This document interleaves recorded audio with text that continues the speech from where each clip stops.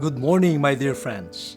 Tomorrow, the 3rd of September, we will observe the feast of Saint Gregory the Great, who is celebrated for the significant reforms he introduced in the liturgy and for his prolific writings and teachings.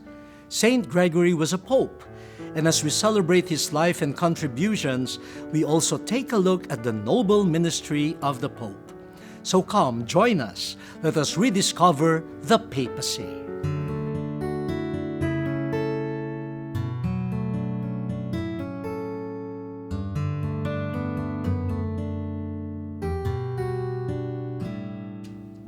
Saint Gregory the Great, or Pope Gregory the First, rose to the papacy in the year 590 and led the Catholic Church until he died in 604. The Pope, as supreme leader and teacher, is the visible sign of unity among bishops and the faithful in the Catholic Church. He is the vicar or representative of Christ on earth, presiding over the Church in love. In the Middle Ages, Pope Gregory the First was known as the father of Christian worship because of his exceptional efforts in revising the Roman worship, like the sequence of the Our Father in the Mass that we use today.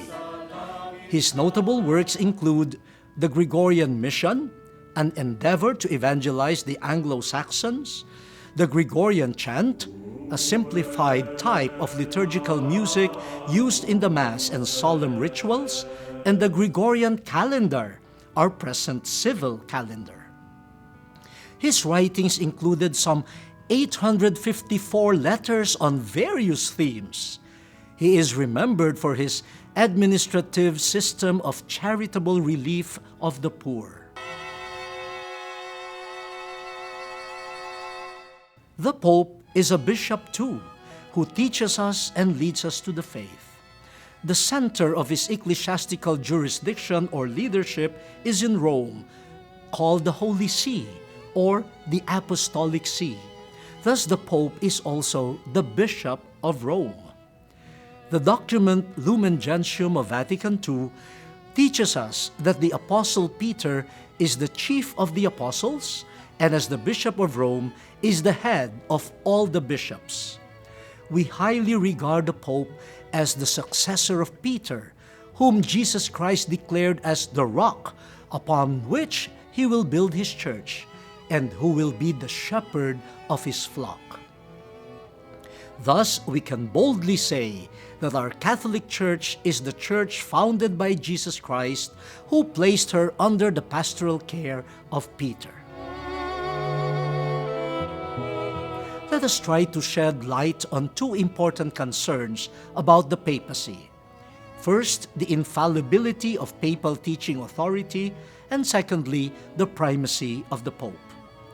We are taught that when the Pope speaks ex cathedra, or in the exercise of his office as supreme pastor and teacher, he possesses infallibility when defining a doctrine of faith and morals as revealed truth.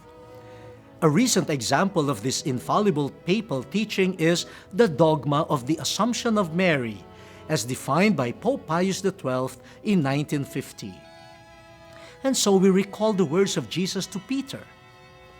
"You are Peter, and upon this rock I will build my church. And Simon, I have prayed for you, that your own faith may not fail. And once you have turned back, you must strengthen your brothers." The primacy of the Pope is the doctrine concerning the supreme and universal authority and power exercised by the Pope over the whole Church. Thus, bishops and the faithful render him respect and obedience. Through the Pope's succession to Peter, we are taught, what is passed on to him is the full power to feed, rule, and guide the universal Church. The basis of the Pope's primacy is the conversation between Jesus and Peter after Jesus' resurrection. To Peter, Jesus entrusted his flock by saying, "Tend my lambs, feed my sheep." Friends, we hope we have contributed to your learning today. Infallibility is the promised preservation of Peter and his successors from error when defining revealed doctrines of faith and morals.